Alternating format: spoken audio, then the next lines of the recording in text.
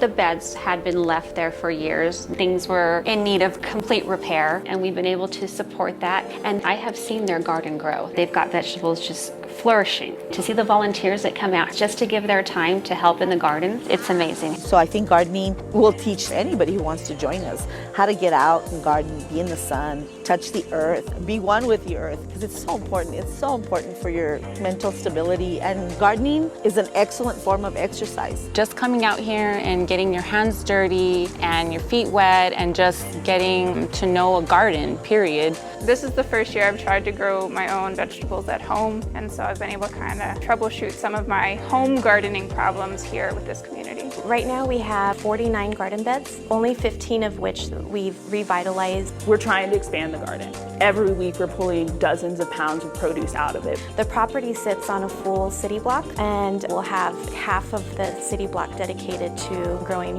produce, which is awesome. We anticipate having more than what we can use in the diner, so we're going to come up with some type of community-supported agriculture to put that produce back into the hands of folks that need it most. The one thing that we always come down to is just access. Access to the best quality food that we can possibly provide. Not only giving it to folks that can't afford it, but having it in a place where anybody can get it. A food desert is a certain location, and it can just be a zip code in a city where there is little access to grocery stores, to produce, to fresh fruits and vegetables. The little bodega style markets that are within the area, you're just gonna find hot Cheetos, Takis, beer, cigarettes. So much of sickness is based off food and a lack of healthy food, and I think they're combating that. I don't see a lot of places that provide healthy, nutritious options to people who usually wouldn't be eating like this. It's starting to become something natural for a lot of people, and it's gonna save a lot of lives. We pull it from the garden, we get it from our farmer, we chop it up, and we cook it, and that's about as processed as it gets. The power that's behind food, it's literally like the fuel that drives us into success or into the ground. If I was just eating unhealthy all the time, I wouldn't be able to get out of bed. I wouldn't feel so strongly about it if I haven't experienced it within the last 2.5 years of myself. The kind of full circle would be food demonstrations and food classes. So we want to educate people on what to do with that kohlrabi that they pulled out of the ground, because not a lot of people do. The thing that's awesome about what One Grub does is it's just as tasty, but it's so much healthier for you. So it's just an easy transition to make. They make amazing dishes, and I love that they change every week, because then I have to come back and try everything. The thing I look forward to the most is seeing people get excited about the food, and seeing that here, and it's such a positive environment that it's very addicting.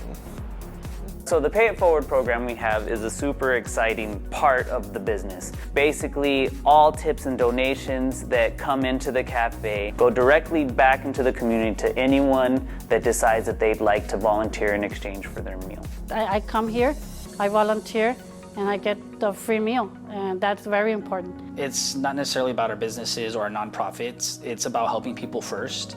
And when you focus on that, then the other stuff just kind of falls into place. We're a local food promotion organization, so we network with a lot of our local growers so that they have a space that they can market their produce, because the market is really tough in El Paso. Because it's One Grub community, I think community is important. And people coming together with a goal in mind of feeding other people and feeding healthy food. And everyone else who is here is almost signing like an implicit pact to be your family while you're in these walls. The cooks, the owners, the actual place, what they cook, and the way you're treated, everything makes it special. There's those hipster cafes, and you walk inside and they have this energy in them. An architectural firm was like, this is perfect. What's really cool about One Grub is we're doing it almost in reverse. We've built this culture, we now have an idea of what it looks like. And secondly, what we're going to do is to build that space out, to take the energy that is already here, and we're going to make it what it is, visibly. That's really the unexpected magic that comes. We had this concept, but we really had no idea how ready the people of our city were for this, and how we're hungry on different levels. We're not just hungry physically, we're mentally hungry for stimulation and for community. I think it's important for the community to pitch in to help, because El Paso needs a healthier movement dedicated towards food. It's also hugely inspiring to see people from El Paso doing things for El Paso and achieving those goals in a way that empowers people. Please donate whatever you can.